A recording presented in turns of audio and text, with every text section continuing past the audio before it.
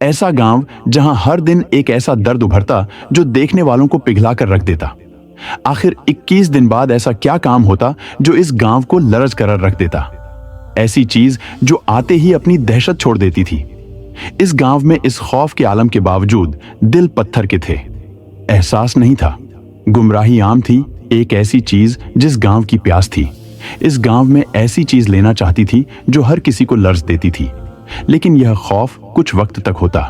وہ گاؤں آدھا ہو چکا تھا، لیکن وہ لوگ جو اس ظلم کا شکار ہو رہے تھے وہ نہ چاہتے ہوئے بھی اپنی جگر کا ٹکڑا اسے دے دیتے۔ آخر وہ ایسی کیا چیز تھی جو اس گاؤں کو ڈرا کر رکھ چکی تھی؟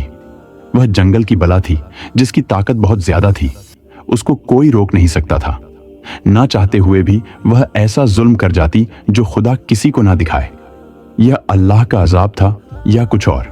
اس بات کو دیکھنے کے بعد آپ حیران رہ جائیں گے۔ لیکن اس گاؤں میں ظلم کے ساتھ ساتھ ایسے لوگ بھی رہتے تھے جن کی تعداد بہت کم تھی۔ شاید ان کی دعا کی بدولت ان کی قسمت بدلنے والی تھی، لیکن اس سے پہلے ان کے ساتھ وہ ہوا جو خدا کسی کو نہ دکھائے، لیکن وہ اسے اپنی ترتیب کا حصہ مان چکے تھے۔ وہ باپ جس کی وہ بیٹی جو کچھ لمحوں پہلے رخصت ہوتی، وہ نہیں، لمحوں میں اس بلا کا شکار ہو جاتی۔ آخر ایسا کیوں ہوتا؟ ان پتھر دل لوگوں کی قسمت خاموش تھی، ان کے الفاظ دب جاتے، اس رات کو ان کا ظلم خاک میں مل جاتا۔ ان لوگوں کے آنسو بھی اس بلا کو روک نہیں سکتے تھے۔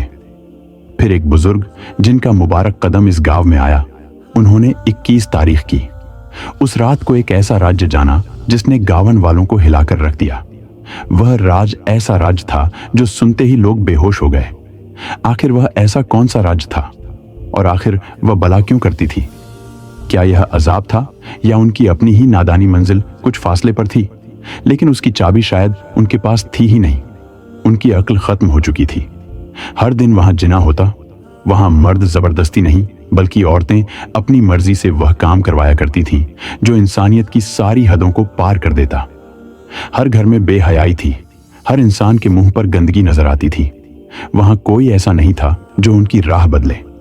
ظلم تو ہو رہا تھا، ہر ایک خاص تاریخ کی رات کو وہ ظلم کا شکار ہوتے، لیکن بجائے اس کے کہ وہ سمجھ سکے، وہ خود کو اس گندگی کی طرف گھسیٹتے جا رہے تھے۔